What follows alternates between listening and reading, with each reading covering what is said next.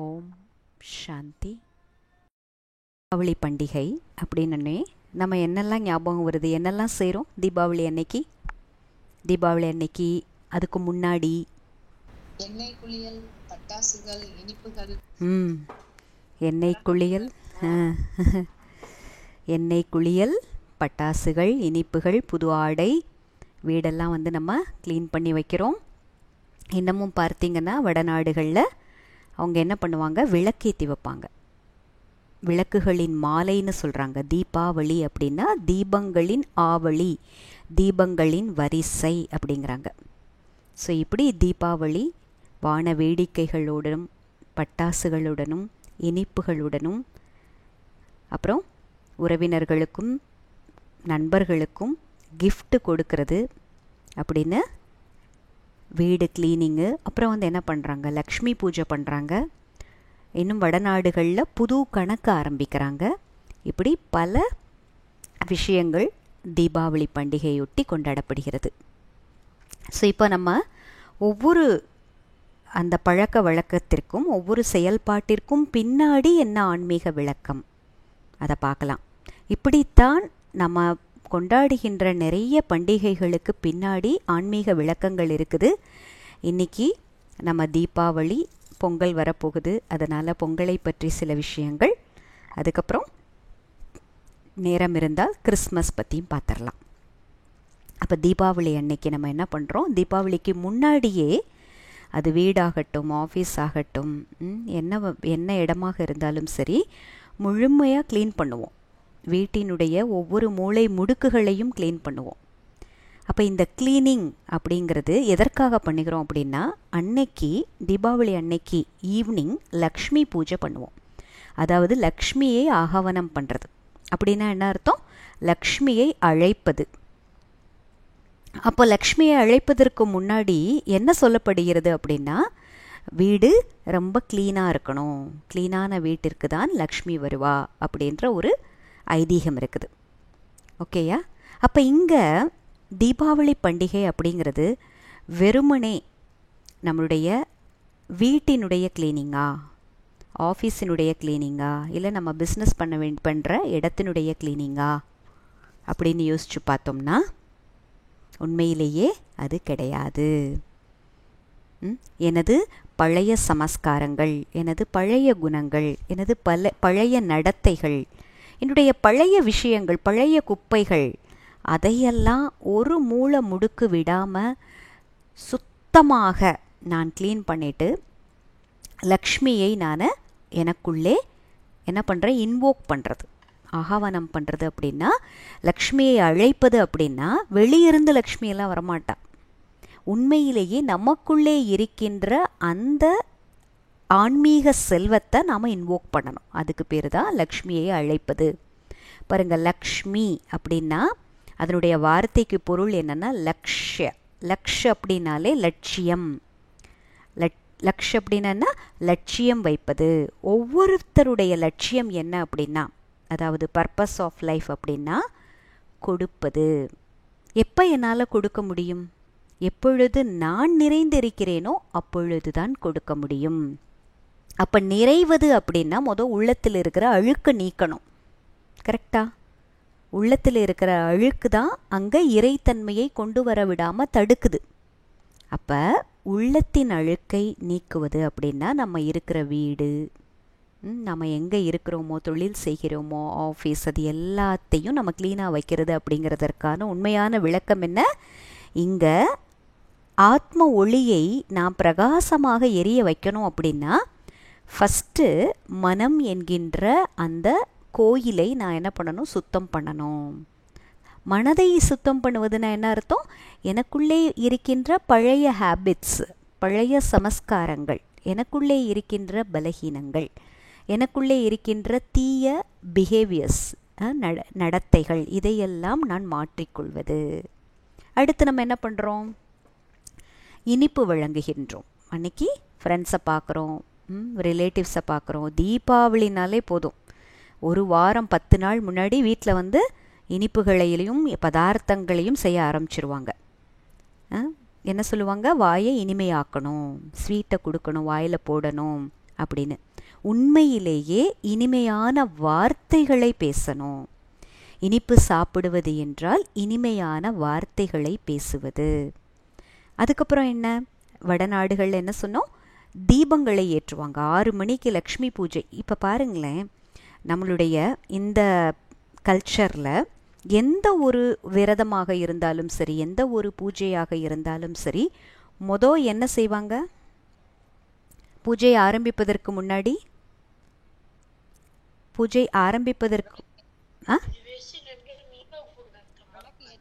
விளக்கு ஏற்றுவாங்க. அந்த விளக்கு ஏற்றி அந்த பூஜை முடிகிறப்ப அந்த ஆரத்தி பண்ணி மங்கள ஆரத்தி எடுத்து முடிக்கிற வரை அந்த விளக்கு எரியும். கரெக்டா?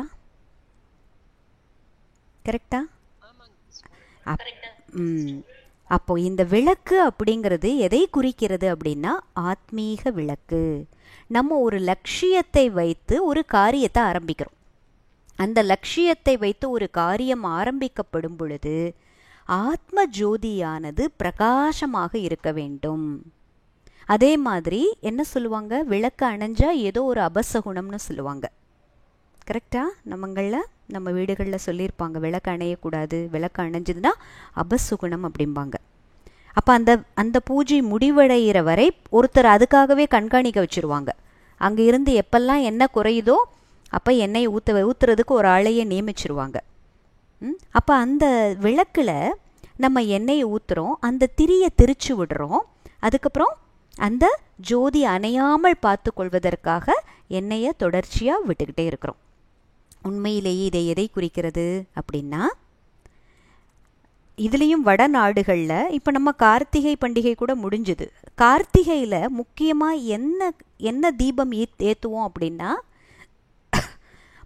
மண்ணினாலான அந்த கிளியாஞ்சட்டின்னு சொல்லுவாங்க. மண்ணினால் களிமண்ணினால் செய்யப்பட்ட அந்த விளக்கை தான் ஏற்றணும்னு சொல்லுவாங்க. இப்போல்லாம் ரொம்ப ஃபேஷன் ஆயிடுச்சு. இப்போல்லாம் எல்இடி லைட்டை கூட போட்டுக்கிறாங்க, மெழுகுவத்தியை கூட வச்சிடுறாங்க. ஆனால் உண்மையிலேயே கார்த்திகை மாதம் ஃபுல்லாக விளக்கேற்றுறதுனால ஆகட்டும், இல்லை தீபாவளி அப்போ நம்ம விளக்கேற்றுறதாக ஆகட்டும், என்ன நம்மளுடைய கல்ச்சர் அப்படின்னா, என்ன ஒரு வழக்கம் அப்படின்னா, மண்ணினாலான விளக்கு தான் நம்ம யூஸ் பண்ணணும். இது எத்தனை பேருக்கு தெரியும்? களிமண்ணினாலான இல்லையா? அதுதானே நம்மளுடைய வழக்கம், களிமண்ணினாலான விளக்கு. இந்த களிமண் அப்படிங்கிறது எதை குறிக்கிறது அப்படின்னா இந்த தேகத்தை குறிக்கின்றது. இந்த தேகமானது இது மண்ணாலான தேகம்னு சொல்லுவாங்க பாருங்க. அப்படின்னா என்ன? நந்தவனத்தில் ஓராண்டி அவன் 4 மாதமாய் குயவனை வேண்டி கொண்டு வந்தான் ஒரு தோண்டி அதை கூத்தாடி போட்டுடை தாண்டி.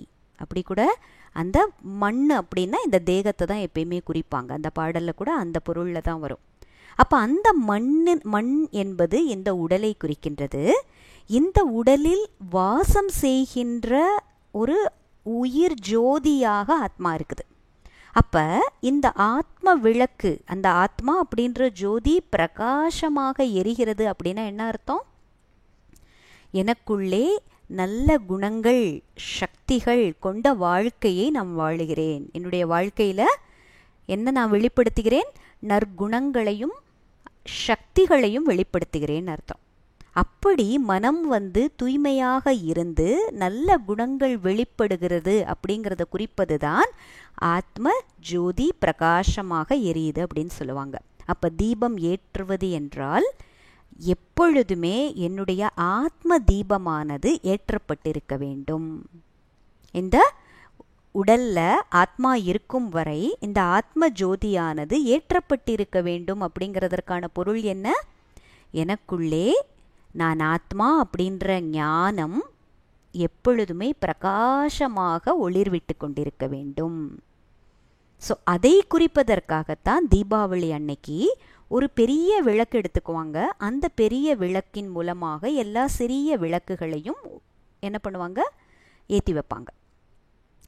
அது கூட இப்போ பரமாத்மா நமக்கு இந்த அழியாத ஞானத்தை, ஆத்ம ஞானத்தை கொடுத்து நம்முடைய ஆத்ம ஜோதியை என்ன பண்ணுறாரு? பிரகாசமாக எரிய வைக்கிறார்.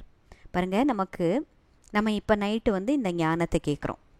இப்போ நாங்கள் பிரம்மா குமாரிகள் காலையில் எழுந்த உடனே அமிர்த வேளையில் ராஜயோக தியானம், அதாவது யோகாவில் அமர்ந்துட்டு அதுக்கப்புறம் இறைவனினுடைய மகா வாக்கியங்களை நாங்கள் கேட்போம். அந்த கேட்டதுக்கப்புறம்தான் அன்றைய நாளுடைய டெய்லி ரூட்டீன் ஒர்க்ஸே போவோம்.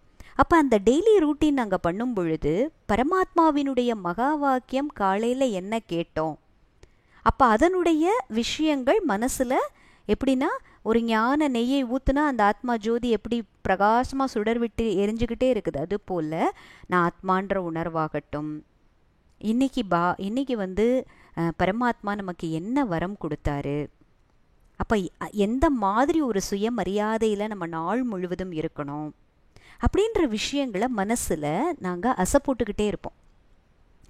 அதே மாதிரி என்ன பண்ணுவோம், டிராஃபிக் கண்ட்ரோல் அப்படின்னு ஒன்று இருக்குது. 1 மணி நேரத்திற்கு ஒரு முறை நம்ம நான் ஆத்மா அப்படின்ற உணர்வுக்கு வந்து இந்த 1 மணி நேரத்தில் நம்ம ஏதாவது கொஞ்சம் ரயில் தடம் புரள்ற மாதிரி தேக உணர்வில் வந்துட்டோம், ஏதோ ஒரு டென்ஷனில் வந்துட்டோம், ஏதோ ஒரு விஷயத்தில் தேவையில்லாமல் வீணான எண்ணங்கள் வந்துட்டு இருக்குதுன்னா அந்த நேரம் கொஞ்ச நேரம் பாஸ் பண்ணி அதற்காகவே டிராஃபிக் கண்ட்ரோல்லாம் என்ன அர்த்தம், ரோடில் வந்து டிராஃபிக் ஜாஸ்தியான என்ன பண்ணுறாங்க, அங்கே சிக்னல்ஸ் எல்லாம் போட்டு அதை வந்து ரெகுலேட் பண்ணுறாங்கல்ல. அப்போ இந்த பக்கம் வர்ற வாகனங்களையெல்லாம் கொஞ்சம் ஸ்டாப் பண்ணலாம், ஒரு பக்கம் வர்ற வாகனங்களை அனுப்பலாம் அப்படின்னு சொல்லிட்டு அங்கே போய் கன்ஃபியூஸ் ஆகி ஸ்டக் ஆகாமல் இருப்பதற்காக அந்த டிராஃபிக்கை கண்ட்ரோல் பண்ணுறாங்கல்ல ரோடில். அதுபோல் மனதில் எழுகின்ற இந்த எண்ணங்களின் டிராஃபிக்கையும் பிரம்மா குமாரிகளாகிய நாங்கள் ஒரு குறிப்பிட்ட அதாவது குறிப்பிட்ட இன்டர்வெல்ஸில் கொஞ்சம் என்ன காரியம் செஞ்சாலும் அதிலிருந்து எங்களுடைய மனம் புத்தியை விடுவித்து, எனக்கு உள்ளுக்குள்ள நான் என்ன மாதிரி சிந்தனைகளை கொண்டுட்டு வந்திருந்தேன், வீணான எண்ணங்கள் வந்ததா, தேவையில்லாத எண்ணங்கள் வந்ததா, சரியாக நான் வந்து ஞானத்தின் ஆதாரத்தில் தான் ஒவ்வொரு கர்மத்தையும் செய்கிறேனா, பரமாத்மாவின் நினைவோடு செய்கின்றேனா, சாதாரணமாக ஒரு விஷயத்தை பார்க்காம இருந்தேனா, நான் ஒரு சங்கம யுகத்து பிராமணன் அப்படின்ற எண்ணம் இருந்ததா, இனி புதுசாக கணக்கு வழக்கு உருவாக்கக்கூடாது அப்படின்ற கவனம் இருந்ததா, ஒவ்வொரு கர்மத்தையும் சிரேஷ்டமாக செய்தேனா அப்படின்னு ஒரு செக்கிங். இதை டிராஃபிக் கண்ட்ரோல்னு சொல்லுவோம். அப்போ இந்த ஞானம் அப்படின்ற நெய்யானது விடப்பட்டு கொண்டே இருக்கும் பொழுதுதான் ஆத்ம ஜோதியானது பிரகாசமாக முழு நாளும் எரிந்து கொண்டே இருக்கும். காலையில் எழுந்து இரவு தூங்கும் வரை, இரவு தூங்குறதற்கு முன்னாடி கூட பரமாத்மா கிட்ட கணக்கு வழக்க ஒப்படைச்சிடுவோம். எப்படி ஒப்படைக்கிறது, தூங்குறதுக்கு முன்னாடி பாபா இந்த மாதிரி ஒரு சூழ்நிலை ஏற்பட்டது, இந்த நேரத்தில் நான் கொஞ்சம் மனசு தடுமாறிட்டேன், இப்படி அந்த இடத்துல கொஞ்சம் பதட்டம் வந்தது, கொஞ்சம் மேலே கீழே மனஸ்திதி போச்சு, இப்படி எல்லாத்தையும் பரமாத்மா கிட்ட ஒப்படைச்சிடுவோம். ஒப்படைச்சிட்டு இனி என்ன தவறுகள் செய்தேனோ அதை திருத்துவதற்கான எனக்கு சக்தி, அதற்கான ஞானம், இதை கொண்டு நான் அடுத்த நாளை ஃப்ரெஷ்ஷாக கரெக்டாக ஆரம்பிக்கணும், இப்படி நாங்கள் ஒப்படைச்சிட்டு தான் நைட்டு தூங்குவோம்.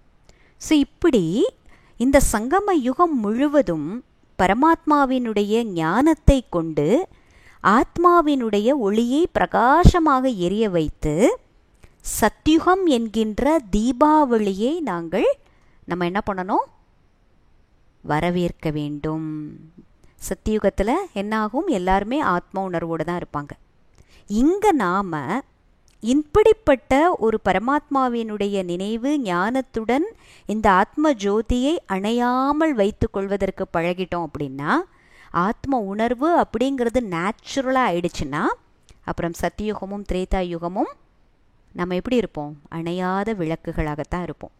நம்ம ஆத்மா அப்படின்ற உணர்வை யாரும் கொண்டு வர வேண்டியதில்லை, அது நேச்சுரலாக ஆகிடும். இப்போ நான் ஒரு தேக சம்பந்தமாக ஒரு விஷயத்தை நான் பார்க்குறேன், நான் மறந்துடுறேன், தேகத்தை வச்சு ஐடென்டிட்டி பண்ணுறேன், தேக உணர்வின் ஆதாரத்தில் தான் என்னுடைய மனசானது மேலே கீழே தடுமாறுது, இது நேச்சுரலாக இருக்குதுல்ல.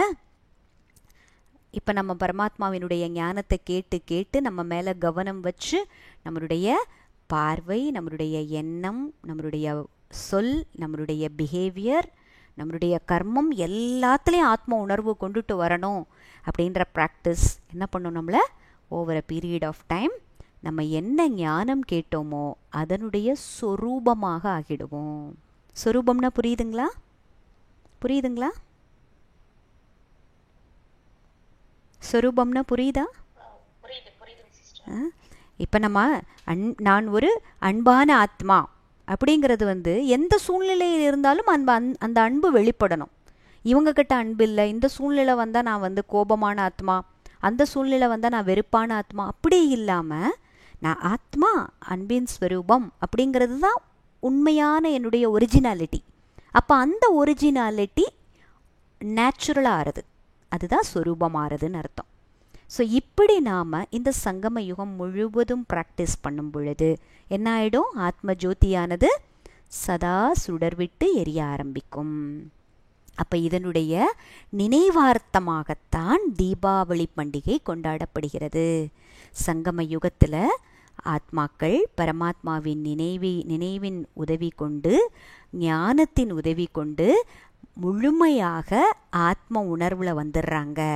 அதன் மூலமாக சத்யுகம் திரேதாயுகம் தீபாவளியாகவே மாறிவிடுகிறது.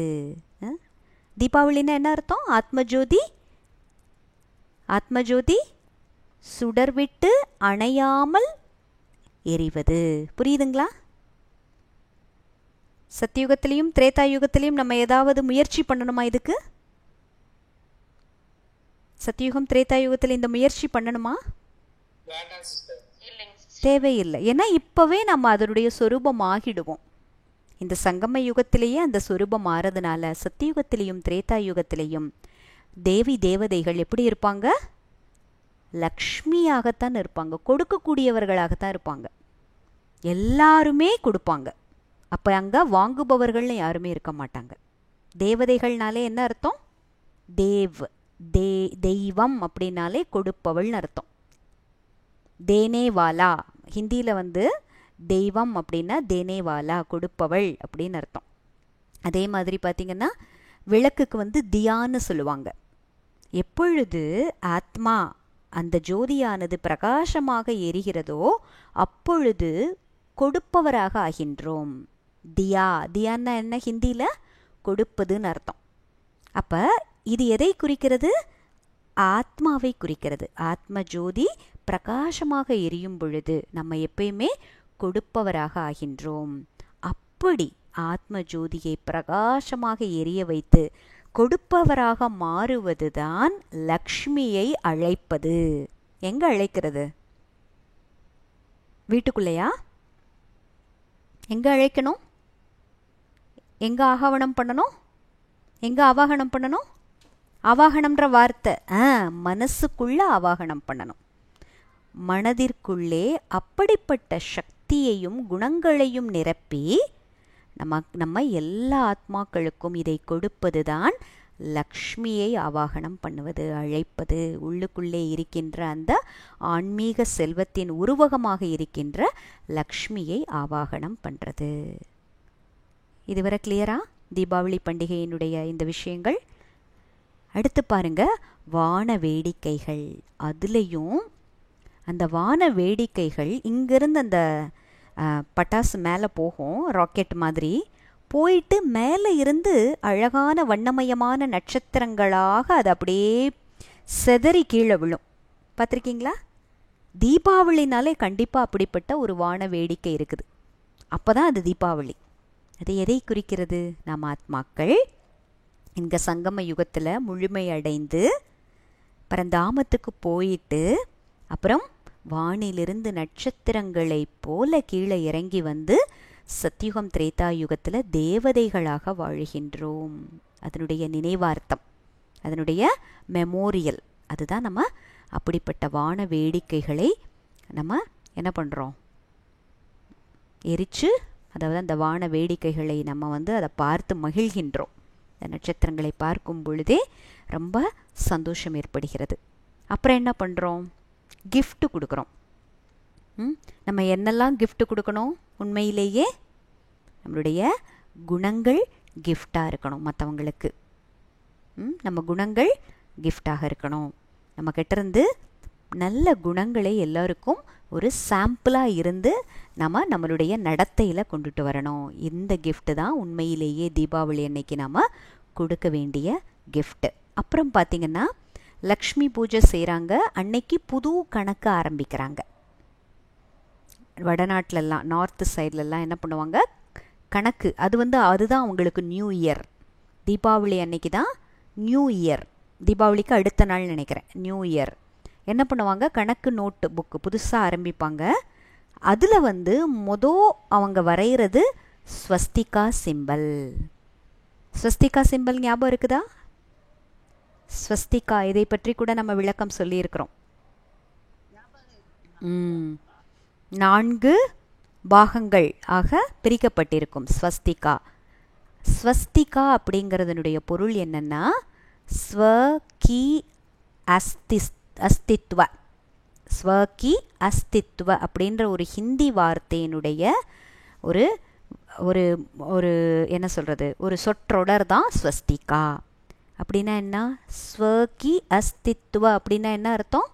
சுயத்தினுடைய உண்மையான நிலை. ஸ்வகி அஸ்தித்வ, சுயத்தினுடைய உண்மையான நிலை. அப்போ நான் ஆத்மா அப்படின்ற சுயத்தினுடைய உண்மையான நிலையில் இருந்து நான் ஒவ்வொரு கர்மத்தையும் செய்யணும். அதன் மூலமாக எனக்குள்ள எந்த கணக்கு வழக்கும் உருவாக்கிவிடக்கூடாது. புது கணக்கு நோட்டு ஆரம்பிக்கிறதுனா பிஸ்னஸ்க்கான கணக்கு கிடையாது, ஆத்மாவாகிய என்னுடைய கணக்கு வழக்கு. எப்படிப்பட்ட கணக்கு வழக்காக இருக்கணும்? எப்படிப்பட்ட கணக்கு வழக்காக இருக்கணும்? எல்லாமே புண்ணிய கணக்காக இருக்க வேண்டும். அதனால தான் தீபாவளிக்கு அடுத்த நாள் புது நியூ இயர்னு கொண்டாடப்படுகிறது.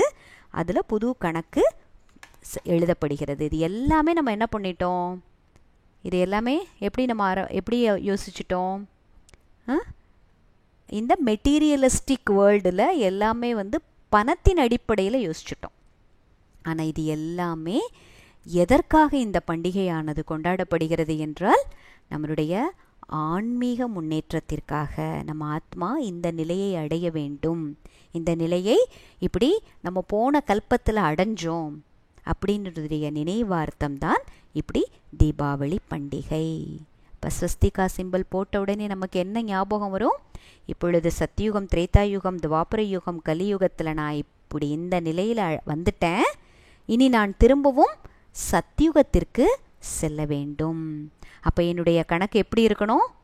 பர்ஃபெக்டாக இருக்கணும். என்னுடைய கணக்கு புதுசாக ஏதாவது வழக்க உருவாக்குற மாதிரி இருக்கக்கூடாது. எல்லாமே புண்ணிய கணக்காக, சேமிப்பு கணக்காக ஆக வேண்டும். ஸோ இதெல்லாம் தான் தீபாவளி கொண்டாடுவதனுடைய ஆழமான ரகசியங்கள். ஓகேங்களா? ஓகே. இல்லைன்னா நம்ம என்ன பண்ணிவிடுவோம், மூக்கு முட்டை அன்றைக்கி ஸ்வீட்டெல்லாம் தின்னுட்டு கொஞ்ச நேரம் தீபாவளி அன்றைக்கி பட்டிமன்றம் பார்த்துட்டு, அன்றைக்கி எதாவது சினிமா போட்டிருப்பாங்க அதை பார்த்துட்டு, ஃப்ரெண்ட்ஸ் வீட்டுக்கெலாம் போயிட்டு மதியானம் ஒரு உறக்கத்தை போட்டுட்டு ஈவினிங் ஆனால் கோயிலுக்கு போயிட்டு வந்துடுறோம். இல்லைன்னா காலையில் கோயிலுக்கு போவோம். அது கிடையாது தீபாவளியினுடைய நம்ம கொண்டாட்டம். அப்படின்னா உண்மையிலேயே நான் ஆத்மா இப்பொழுது பிரகாசமாக சுடர்விட்டு எரிகின்ற ஜோதி ஸ்வரூபமாகிய நான் ஆத்மா என்னுடைய ஆத்ம உணர்வில் இருந்து உண்மையான தீபாவளி ஆகிய சத்தியுகம் திரேதாயுகத்திற்கு தகுதியானவராக ஆகணும். அதன் மூலமாக சுகம் சாந்தி அப்படிங்கிறது எனக்கு 21 பிறவிகளுக்கு கிடைக்குது. அதனுடைய நினைவார்த்தமாக தீபாவளி கொண்டாடப்படுகிறது. ஓகே. ஸோ அடுத்து பொங்கல். பொங்கல் பற்றி பார்த்துடலாமா? பொங்கல் கூட வரப்போகுது. பொங்கலுக்கு முதல் நாள் போகி. அதுக்கப்புறம் பொங்கல் அன்னைக்கு சூரிய பகவானுக்கு நாம் பொங்கல் செய்து படைக்கிறோம். அப்போ அது சூரிய பொங்கல்னு சொல்லலாம். அடுத்து மாட்டு பொங்கல், அடுத்து காணும் பொங்கல். 4 நாள் கொண்டாடப்படுகிறதா? கரெக்டா? பொங்கல் பொங்கல் திருவிழா. அப்போ முதல் நாள், அந்த ஃபஸ்ட்டு நாள் போகி. போகி அப்படிங்கிறது போக்கி அப்படின்ற ஒரு வார்த்தையிலிருந்து வந்ததுன்னு சொல்கிறாங்க. மார்கழி எல்லாம் முடிஞ்சு அடுத்து தை 1 மார்கழி 31வது நாள் தான் போகி. கரெக்டா? மார்கழியினுடைய கடைசி நாள் தான் போகி. அன்றைக்கு அதே மாதிரி அந்த நேரத்தில் போகம் அப்பொழுது நடந்த அந்த பீரியடில் நடந்த விளைச்சலுக்காக நாம் இயற்கைக்கு ஒரு நன்றியை தெரிவிப்பதற்காகவும் போகி அப்படின்னு சொல்கிறாங்க. 2 விளக்கம் சொல்கிறாங்க. இப்போ இதில் இந்த போகி அன்னைக்கு நம்ம முக்கியமாக என்ன பண்ணுறோம்? போகி அன்னைக்கு என்ன பண்ணுறோம்? பழையன கழிதலும் புதியன புகுதலும். அன்னைக்கு என்ன பண்ணுவோம்? இருக்கிற தேவையில்லாத பொருள்களை எல்லாம் வீட்டிலிருந்து நம்ம அகற்றுவோம். ஒரு படத்தில் கூட சொல்லுவாங்கள்ல, ஞாபகம் இருக்குதா? இந்த அக்ரஹாரத்திலே இதுதான் அதரப்பழுசு, இதை தீயில போட்டுருவா அப்படின்னு ஒரு படத்தில் வரும். அப்படி கிடையாது.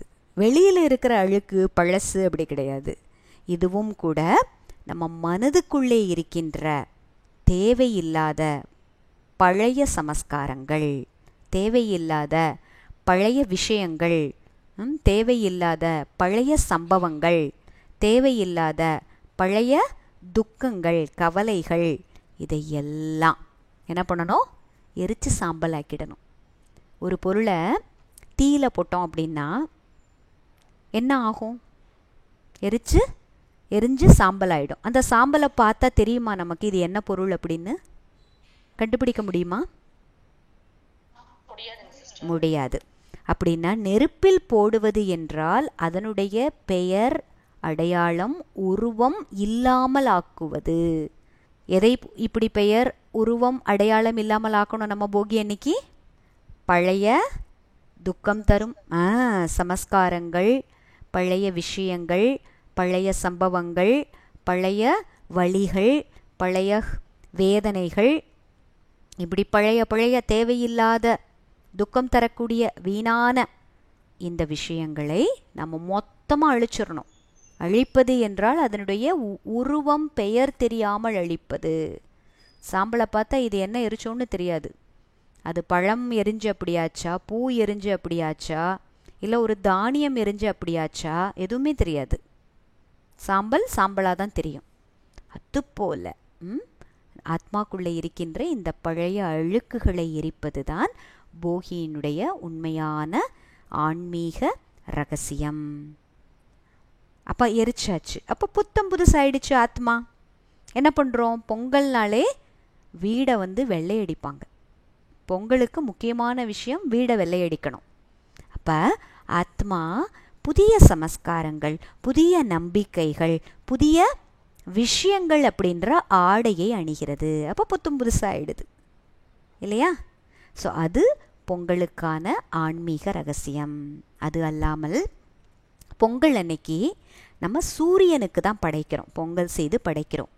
இங்கே சூரியன் அப்படிங்கிறது நம்ம வானத்தில் பார்க்குற சூரியன். உண்மையிலேயே ஆன்மீக விளக்கத்தில் எப்படி பார்த்தோம்னா பரமாத்மா ஒரு ஞான சூரியனாக இருக்கிறார். எப்படி சூரியனானது பிரகாசத்தையும் தருகிறது, வெம்மையையும் தருகிறது, வெப்பத்தையும் தருது. இப்போ சூரிய ஒளி பட்ட உடனே இந்த உலகம், இருண்ட உலகம் என்ன ஆயிடுது? பிரகாசமாகவும் ஆகுது. அதே போல் நிறைய நோய் கிருமிகளையும் கூட சூரியனினுடைய வெப்பமானது அழிக்கிறது. அதே போல் ஞான சூரியனாக இருக்கின்ற பரமாத்மாவினுடைய ஞானம் பட்டதும் ஆத்மாக்குள்ள இப்போ அஞ்ஞானம் என்கின்ற இருளும் அகழ்கிறது. உள்ள நோய் கிருமி போல இருக்கின்ற நமக்கான தீய பழக்கங்கள், சமஸ்காரங்கள் அதுவும் மடிகிறது. ஸோ இப்படி நம்ம பொங்கல் திருவிழாவை வானத்தில் பார்க்குற சூரியனாக நினைக்காம ஞான சூரியனாக விளங்குகின்ற பரமாத்மாவிற்கு நன்றி சொல்வதற்கான விஷயமாகவும் பார்க்கலாம். ஏன்னா போகி அன்னைக்கு பழையதை எரிக்கிறோம், அடுத்து பொங்கல் அன்னைக்கு சூரியனுக்கு படைக்கிறோம். அப்போ ஆத்மா புத்தம் புதிதாக சுத்தமாக ஆன ஒரு நிலையை குறிக்கிறது. இது அல்லாமல் 3வது நாள் அது மாட்டுப்பொங்கல். மாட்டுப்பொங்கல் அன்னைக்கு உழவுக்கும் தொழிலுக்கும் வந்தனை செய்வோம். அந்த உழவுக்கு ஆதாரமாக இருக்கின்ற இந்த காளை மாடுகள் பசுக்களை என்ன பண்ணுறோம், நல்லா குளிப்பாட்டி அதுக்கு பட்டு வஸ்திரம், அப்புறம் மாலை, கொம்புகளுக்கெல்லாம் நல்லா வண்ணம் தீட்டி அதற்கு ஒரு மரியாதை செலுத்துகிறோம். ஸோ இதற்கு ஆன்மீகத்தோட சம்மந்தப்படுத்தி பார்க்க முடியாது. ஸோ இது உழவுக்கான விஷயம். அதாவது இந்த உடலானது, இந்த ஜீவாத்மாவானது, இந்த உடலும் ஆத்மாவும் இணைந்த விஷயந்தான். கரெக்டா? அப்போ இந்த உடலுக்கு என்ன வேணும்? நல்ல உணவு வேணும். அப்படிப்பட்ட ஒரு நல்ல சத்தான உணவை எதன் மூலமாக நமக்கு கிடைக்கிறது? உழவு தொழில் மூலமாக கிடைக்கிறது. ஃபார்மிங், விவசாயம் மூலமாக கிடைக்கிறது. அந்த விவசாயத்திற்கு உறுதுணையாக இருக்கின்ற அந்த மாடுகள், மாடிலிருந்து தானே எல்லாமே நம்ம தயாரிக்கிறோம். உரமாகட்டும், எதுவாக இருந்தாலுமே. இப்போ ஒரு பூச்சி விரட்டியை தயாரிக்கணும்னா மாட்டினுடைய அந்த கோமூத்ரா அதை யூஸ் பண்ணி தான் பூச்சி விரட்டியெல்லாம் தயாரிக்கிறாங்க. அதே மாதிரி மாட்டினுடைய சாணத்தை வச்சு தான் உரமெல்லாம் தயாரிக்கிறாங்க. பஞ்சகவ்யா அப்படிங்கிறது அந்த மாடிலிருந்து நாம் தயாரிக்கின்ற ஒரு முக்கியமான உரம். அப்போ பஞ்சகவ்யாங்கிறது 5 பொருள், மாடினுடைய 5 பொருள் மாடிலிருந்து கிடைக்கிறத: பால், தயிர், நெய், அப்புறம் மாட்டுச்சாணம், கோமூத்ரா. இந்த 5 விஷயங்களை வச்சு நம்ம தயாரிக்கிற ஒரு உரமானது பஞ்சகவ்யான்னு சொல்லப்படுகிறது. அப்போ அப்படி உழவுக்கு ஆதாரமாக இருக்கின்ற இந்த காளை மற்றும் பசுக்களுக்கு நம்ம ஒரு மரியாதை செலுத்துகின்றோம். அதனுடைய ஒரு நினைவார்த்தமாக மாட்டுப்பொங்கல். அப்புறம் காணும் பொங்கல். காணும் பொங்கலில் நம்ம என்ன பண்ணுறோம்?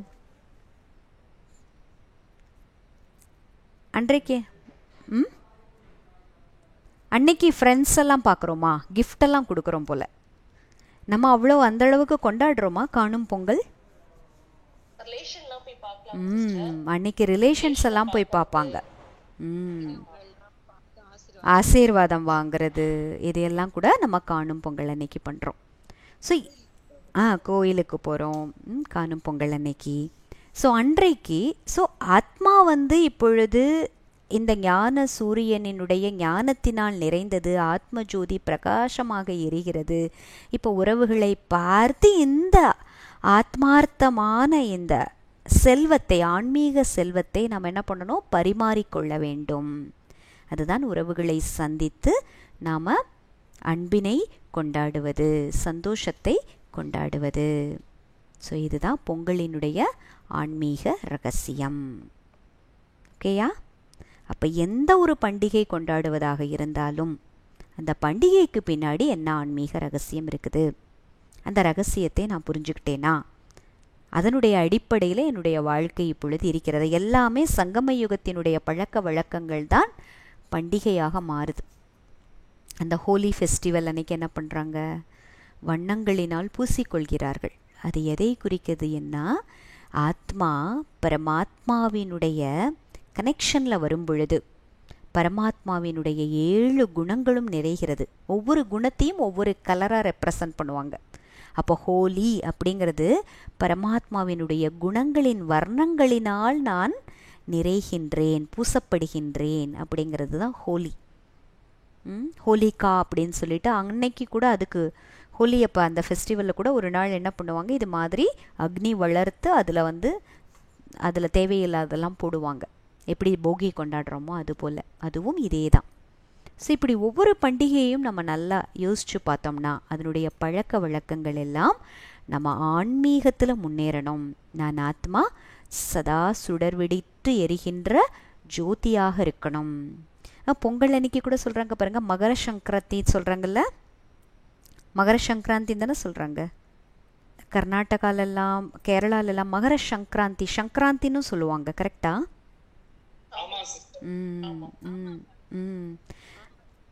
மகர சங்கரா தீபம்னு கூட ஏற்றி வைக்கிறாங்க.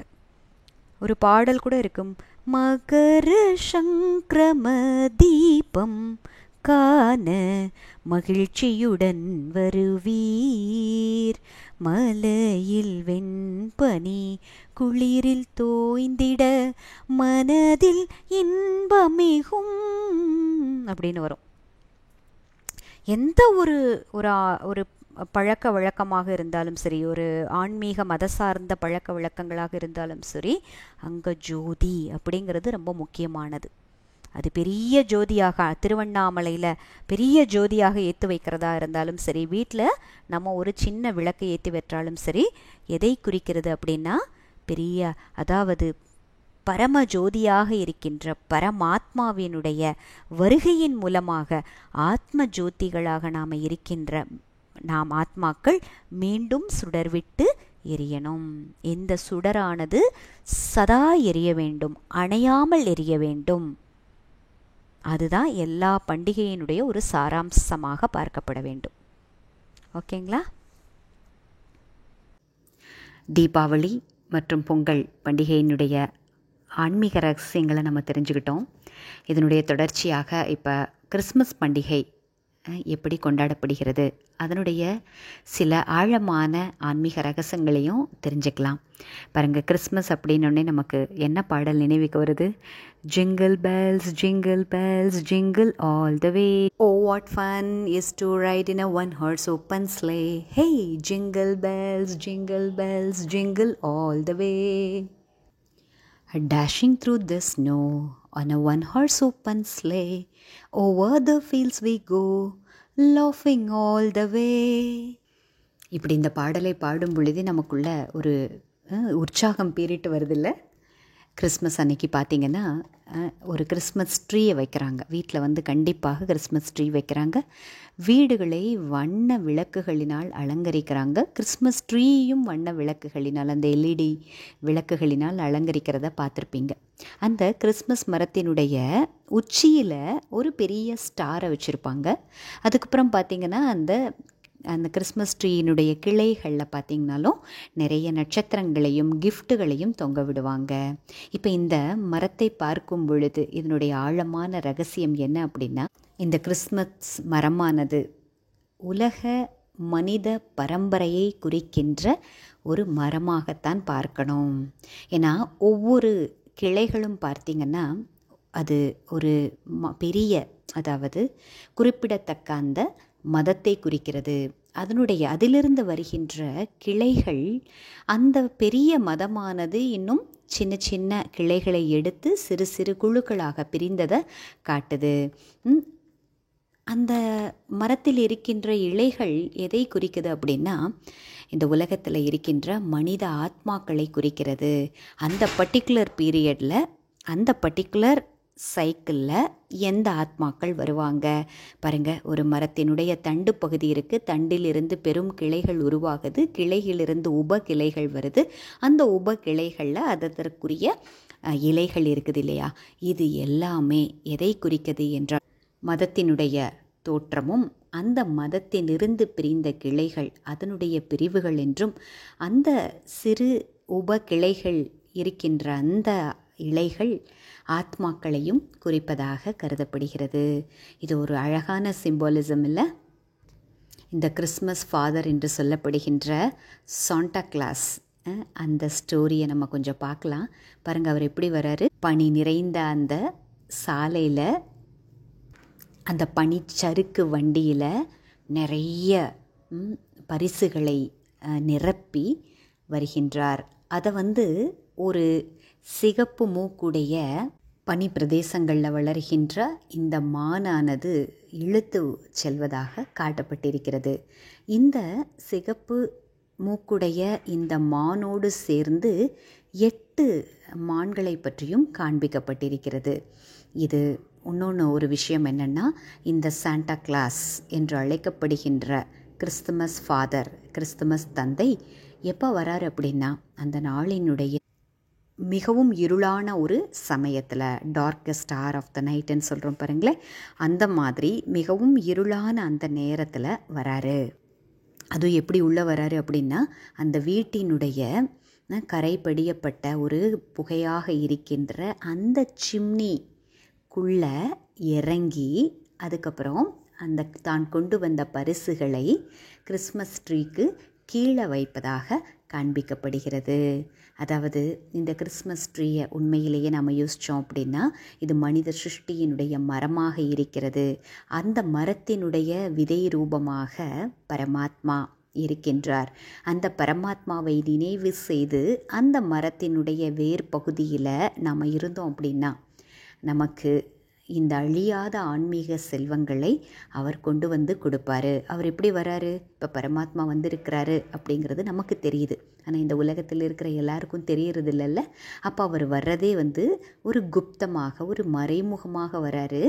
ஆனால் யார் ஒருவர் அந்த மனித சிருஷ்டி மரத்தினுடைய வேரில் இருந்துக்கிட்டு பரமாத்மாவை நினைவு செய்கிறாங்க, அவருடைய வழியை ஃபாலோ பண்ணுறாங்களோ அவருக்கு, அந்த ஆத்மாக்களுக்கு நிறைய கிஃப்ட்ஸை கொண்டுட்டு வராங்க. இப்படிங்கிற ஒரு ஆழமான ஆன்மீக ரகசியத்தை நம்ம இந்த கிறிஸ்மஸ் ட்ரீலிருந்து நம்ம புரிஞ்சுக்கலாம். இந்த சாண்டா கிளாஸ் கூட பாருங்கள், ஒரு வயதான ஒரு தாத்தாவாக காண்பிக்கப்பட்டிருக்கிறார்.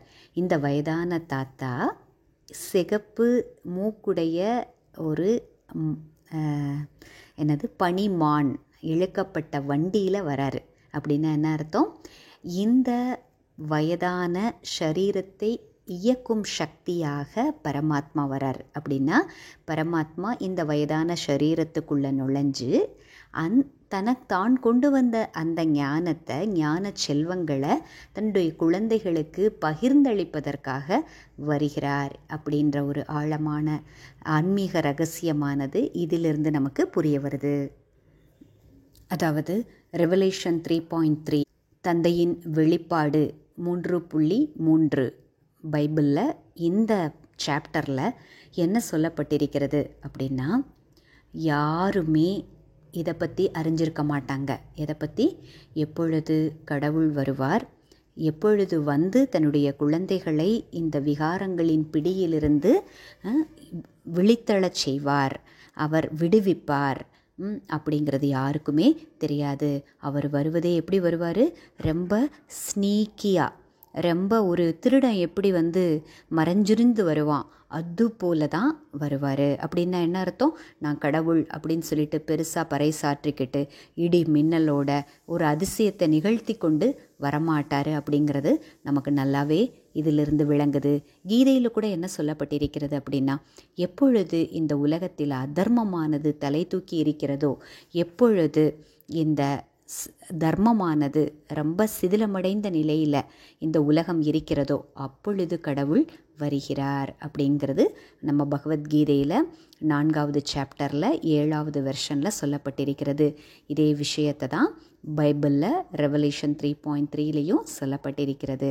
ஸோ அப்படிப்பட்ட இந்த உலகமே மிகவும் இருளாக இருக்கின்ற, இந்த அஞ்ஞான இருளினால் சூழப்பட்டிருக்கின்ற இந்த நேரத்தில் ருடால்ஃப் அப்படின்ற அந்த சிகப்பு மூக்கின் உடைய ஒரு பனிமான், அதில் அதனால் பூட்டப்பட்ட வண்டியில் பரமாத்மா வராரு அப்படிங்கிறது எதை குறிக்குது அப்படின்னு இன்னொரு ஆங்கிளில் பார்த்தோம்னா கூட, இந்த ருடால்ஃப் அப்படிங்கிறதுல அப்படின்ற ஒரு பகுதியாக பிரித்தோம் அப்படின்னா, இந்த அப்படிங்கிறது உருதுலையும் அராபிக்லையும் என்ன மீனிங் அப்படின்னா ஆத்மான்னு பொருள்.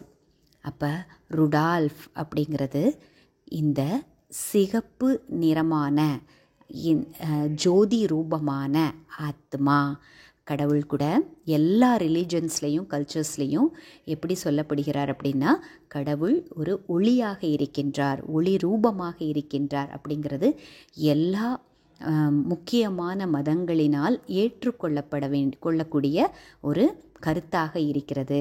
அப்படி இந்த ருடால்ஃப், இந்த பரம் ஆத்மா, அவரோட சேர்ந்து 8 முக்கியமான இந்த பனிமான்கள் இல்லையா, அந்த ரீண்டீர்னு சொல்கிறோம் இல்லையா, ருடால்ஃபோட 8 பனிமான்களையும் காண்பிக்கப்பட்டிருக்கிறது. இந்த 8 ஆத்மாக்களோட இந்த உலகத்தினுடைய தூய்மைக்கான வேலையை பரமாத்மா செய்கின்றார். இந்த 8 ஆத்மாக்கள் பரமாத்மா வந்த உடனே தன்னை முழுமையாக அர்ப்பணித்து அவருடைய ஞானத்தினுடைய வழிகாட்டுதலின் ஆதாரத்தில் தன்னை என்ன பண்ணிக்கிறாங்க, தூய்மையாக்கிக்கிறாங்க. தன்னுடைய தூய்மையின் மூலமாக உலகத்தினுடைய தூய்மையாக்குதல் அப்படின்ற விஷயத்திலையும் பரமாத்மாவுக்கு துணை இருக்கிறாங்க. ஸோ அப்படி இந்த 8 பணிமான்கள் அவர்களை குறிப்பதாகவும் சொல்லப்படுகிறது. அதுக்கப்புறம் பாருங்கள், கிறிஸ்மஸ் மரத்தை வண்ணமயமான நிறம் கொண்ட விளக்குகளினால் அலங்கரிக்கிறாங்க. இந்த வண்ணமயமான சிறிய சிறிய விளக்குகள் யாரை குறிக்கிறது அப்படின்னா மத தலைவர்களை குறிக்கின்றது. அதுக்கப்புறம் கொஞ்சம் பெரிய லைட்ஸை கூட போட்டிருக்கிறாங்க, அதில் அதை வச்சு அலங்கரிச்சிருக்கிறாங்க. அது யாரை குறிக்கிறது என்றால் உயர்ந்ததிலும் உயர்ந்த தர்ம ஸ்தாபகர்களை, அதாவது ப்ராஃபெட்ஸ் அப்படின்னு சொல்கிறோம்ல, இறை தூதர்கள்னு சொல்கிறோம் இல்லையா, அப்படிப்பட்ட உயர்ந்த இறை தூதர்களை காண்பிக்கிறது. இவர்களினுடைய வருகையினால தான் அதர்மமானது கொஞ்சம் கூட கம்மியாச்சு. அதே மாதிரி இந்த உலகத்தில் கொடுங்கோல் ஆட்சி, கொடுங்கோல் தன்மை அப்படிங்கிறதெல்லாம் கூட இவர்களினுடைய இந்த ஆன்மீக கல்வியின் மூலமாக இதெல்லாம் கட்டுக்குள்ளே வந்தது இல்லைங்களா. அதுக்கப்புறம் இந்த புகைப்படிந்த இந்த புகைப்போக்கி சிம்னி இருக்குது இல்லைங்களா, அது எதை குறிக்குது என்றால் இப்போதைய உலகத்தினுடைய நிலையை குறிக்கிறது. இந்த உலகத்தினுடைய நிலை எப்படி இருக்குது? முழுமையான கருமையாக இருக்கின்ற காருள் நிறைந்த ஒரு அதர்மத்தின் தன்மையை குறிக்கிறது. இங்கே எல்லாமே அப்பவித்திரமாக இருக்கின்றது. இங்கே திருட்டு, வன்முறை, இப்படி பல அதர்ம காரியங்கள் உலகம் முழுவதும் நிறைந்திருக்கிறது.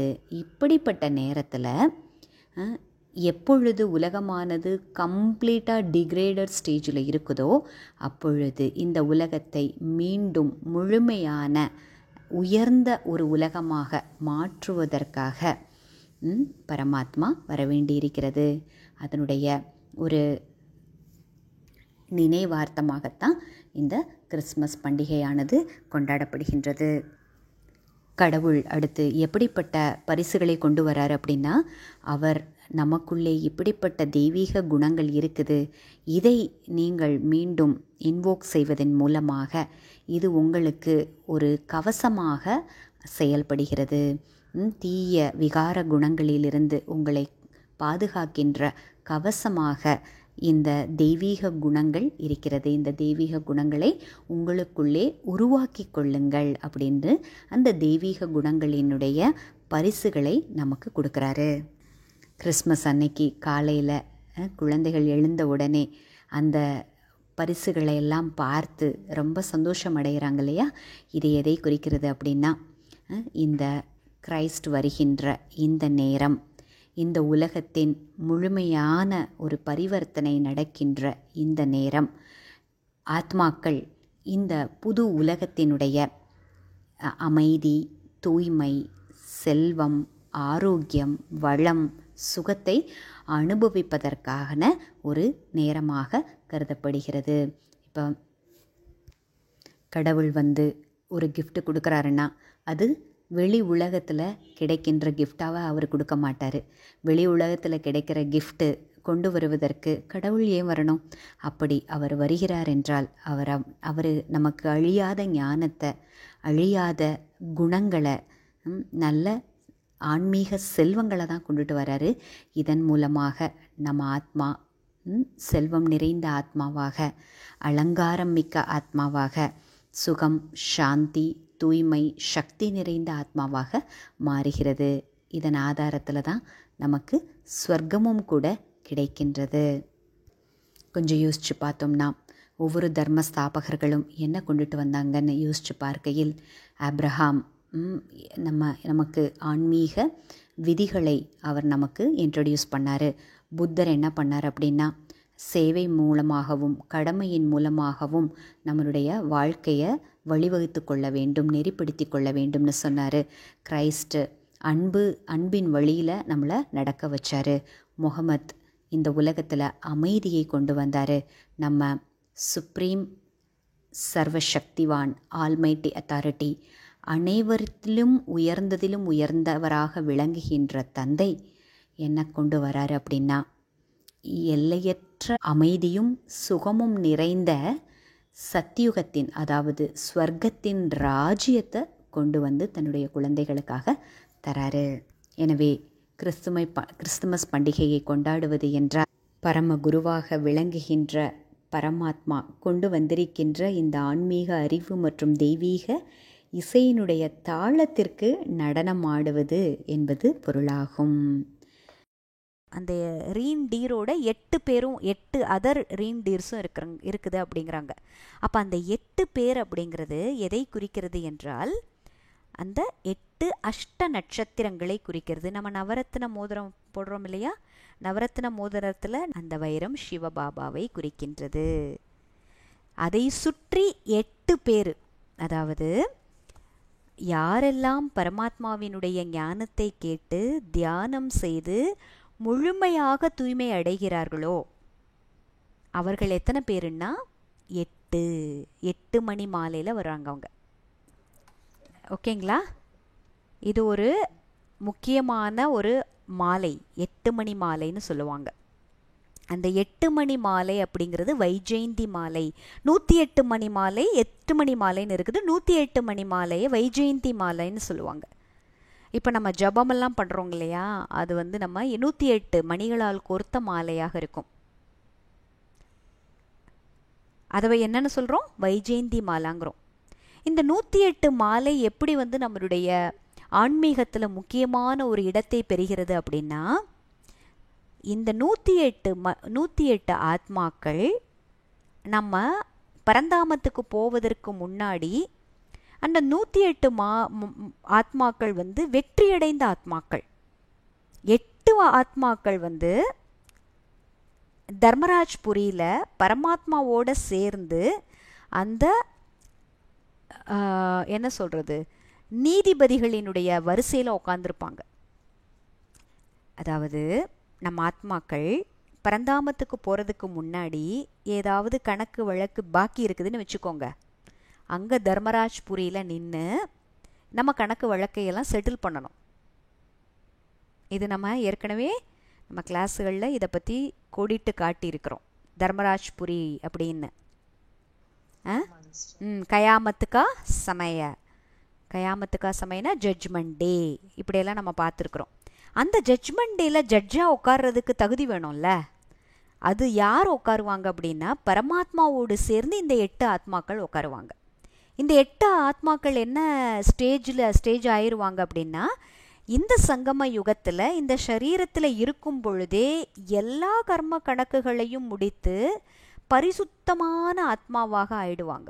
முழுமையாக நிறைந்த ஆத்மாவாக கணக்கு வழக்கை எல்லாம் எல்லா பாவ கணக்குகளையும் செட்டில் பண்ண ஆத்மாவாக ஆயிடுவாங்க. ஸோ அவங்க எதற்கு தகுதி பெறுகிறார்கள்? பரமாத்மா கூட அந்த ஜுடிஷியரி டேபிளில் அந்த ட்ரிபியூனலில் உட்கார்ந்துருவாங்க. புரியுதுங்களா இந்த விஷயம்? புரியல. அதாவது தர்மராஜ்புரின்னு ஒரு விஷயம் இருக்குது. நம்ம எப்படி கருட புராணத்தில் வந்து நாம் செய்த பாவத்திற்கான தண்டனைகள் கொடுக்கப்படும்னு சொல்லப்பட்டிருக்குல்ல. அப்போ யார் இந்த தண்டனைகளை எல்லாம் வந்து முடிவு பண்ணுறது? யார் முடிவு பண்ணுறது? சித்திரகுப்தன் கணக்கு புக்கை எடுத்து யம தர்மராஜா முன்னாடி வாசிப்பார். அப்படிலாம் நம்ம கதை படிச்சிருக்கோம்ல புராணத்தில். உண்மையிலேயே அங்கே ஒரு யம தர்மராஜா இருப்பாரா, சித்திரகுப்தன் இருப்பாரா அப்படின்னா அதற்குத்தான் ஆன்மீக விளக்கம் என்ன? இந்த ஆத்மாவில் தான் எல்லாமே ரெக்கார்ட் ஆகுது. நான் ஆத்மா குப்தமாக இருக்கிறேன், மறைமுகமாக இருக்கிறேன் இந்த உடலில். இந்த மறைமுகமாக இருக்கின்ற என் கண்ணால் பார்க்க முடியாத இந்த ஆத்மாவில் நான் செய்கின்ற எல்லா செயல்களும் ரெக்கார்ட் ஆயிருக்கா ஆகலையா? இந்த விஷயம் புரியுதா? இந்த விஷயம் புரியுதுங்களா? ஆத்மாவில் எல்லாமே ரெக்கார்ட் ஆகுதா இல்லையா? ஆயிட்டிருக்கு.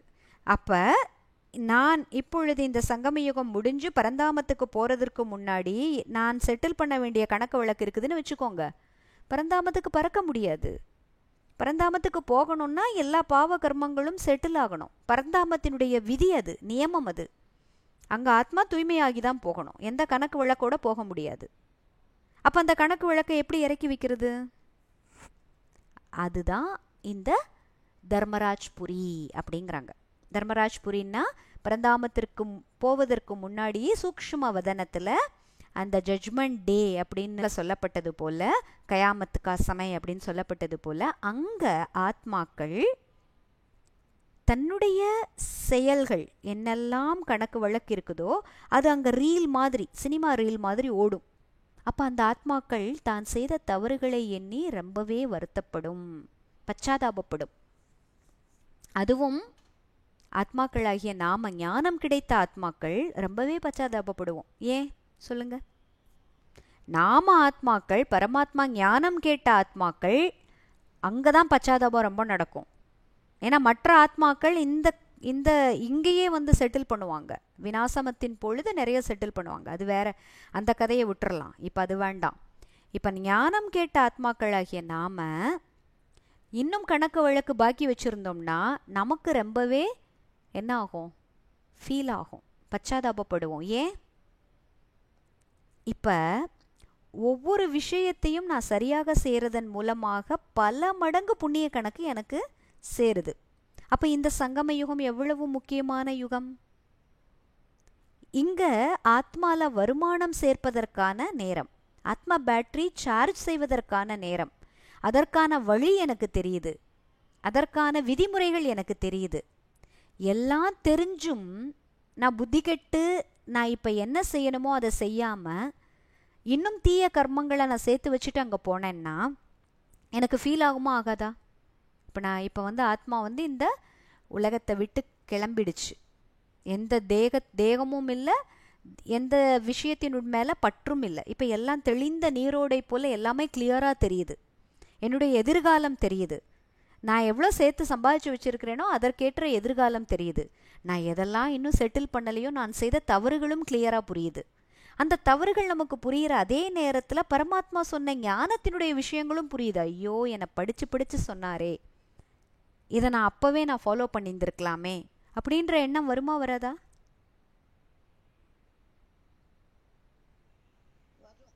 வரும் இல்லையா? ஸோ அதனால் நமக்கு தான் பச்சாதாபம் ஜாஸ்தியாக இருக்கும். ஏன்னா நமக்கு இவ்வளோ வருமானம் சம்பாதிக்க வேண்டிய நாம் இந்த தருணத்தை நம்ம மிஸ் பண்ணிட்டோமே அப்படிங்கிறது பெரிய பச்சாதாபமாக இருக்கும். அப்போ ஆத்மா தன்னுடைய எல்லா பாவ கர்மங்களையும் செட்டில் பண்ணிட்டு புண்ணிய ஆத்மாவாக ஆகும் பொழுது அதை அடைகின்ற சந்தோஷம் அப்படிங்கிறது குறையுதே. அதை நான் ரொம்ப மிஸ் பண்ணிட்டேனே, மிஸ் பண்ணால் ரொம்ப ஃபீல் பண்ணுவோம்ல, அதுதான் தண்டனை மாதிரி அனுபவமாகும்.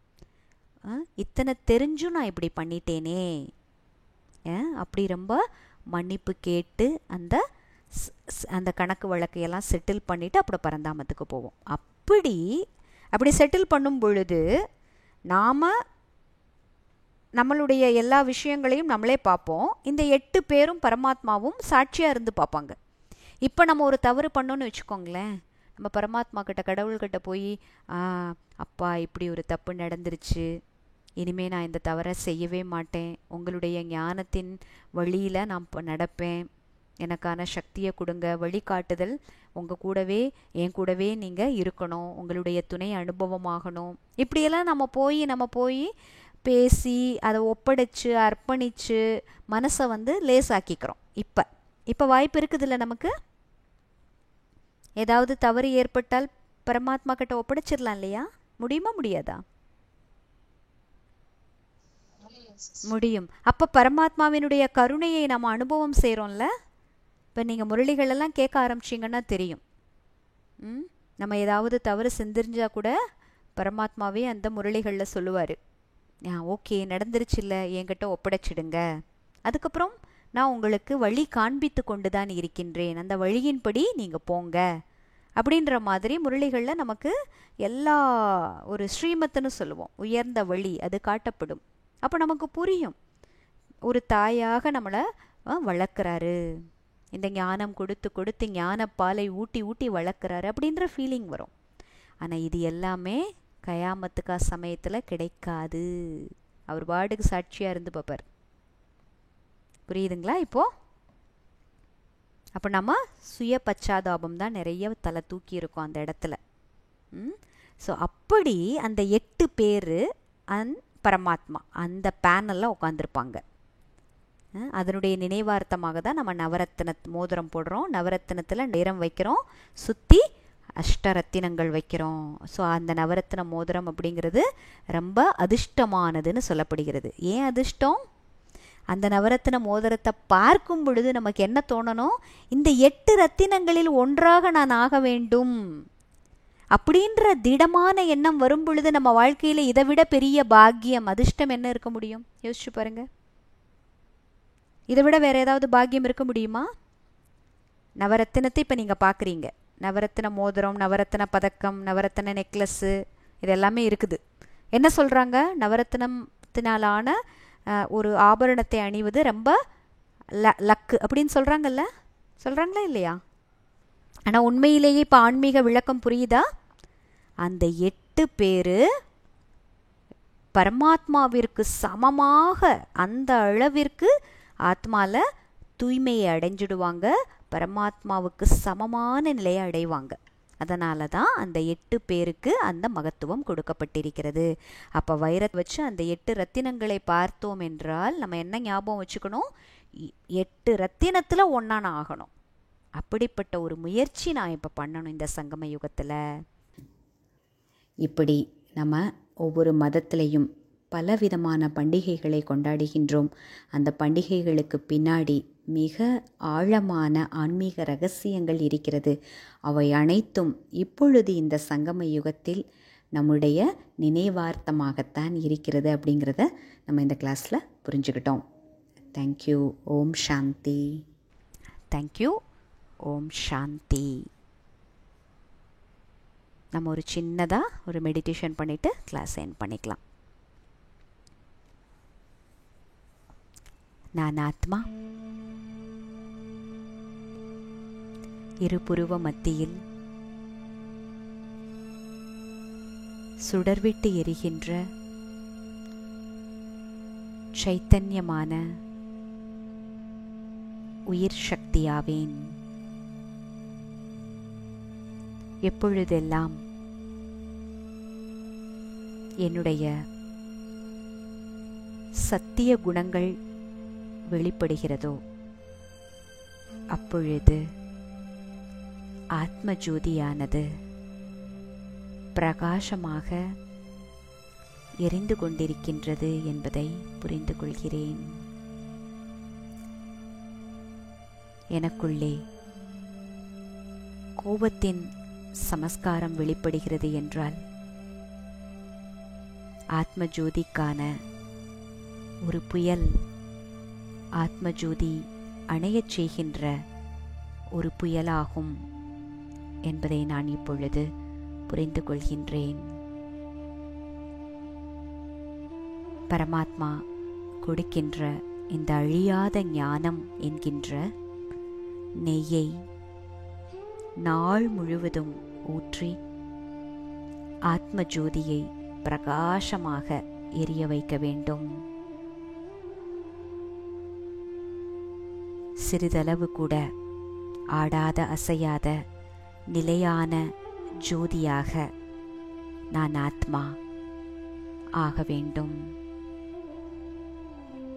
எப்பொழுது இந்த ஆத்ம ஜோதியானது சதா சுடர்விட்டு எரிய ஆரம்பிக்கின்றதோ அதுதான் உண்மையான தீபாவளி. தீபாவளியின் ஆழமான ஆன்மீக ரகசியத்தை நான் தெரிந்து கொண்டேன். நான் ஆத்மா பரமாத்மாவின் ஞானத்தின் மூலமாக, நினைவின் மூலமாக சதா சுடர்விட்டு எரிகின்ற ஜோதியாவேன். நான் ஆத்மா என்கின்ற உணர்வானது எப்பொழுது என்னுடைய நேச்சுரல் சுபாவமாக ஆகின்றதோ அதனுடைய நினைவார்த்தம்தான் சத்யுகமும் திரேதாயுகமும். சத்யுகம் திரேதாயுகத்தில் நான் ஆத்மா தேவதையாக இருக்கின்றேன். அப்பொழுது தேவதையாகிய நான் சதா ஆத்ம உணர்வில் இருப்பேன். என்னுடைய நேச்சுரல் சமஸ்காரம், நேச்சுரல் சுபாவம் ஆத்மாவினுடைய ஒரிஜினல் குணங்களாகும். லக்ஷ்மி என்றால் லட்சியத்தை வைப்பது என்று பொருள். பரமாத்மா இந்த சிருஷ்டியில் அவதரித்து என்னை சதா கொடுக்கக்கூடிய தேவதையாக மாற்றுவதற்காக வந்திருக்கின்றார். இந்த லட்சியத்தை மனதில் கொண்டு நான் அப்படிப்பட்ட லக்ஷ்மியாக ஆக வேண்டும். ஓம் சாந்தி. ஓம் சாந்தி. ஓம் சாந்தி.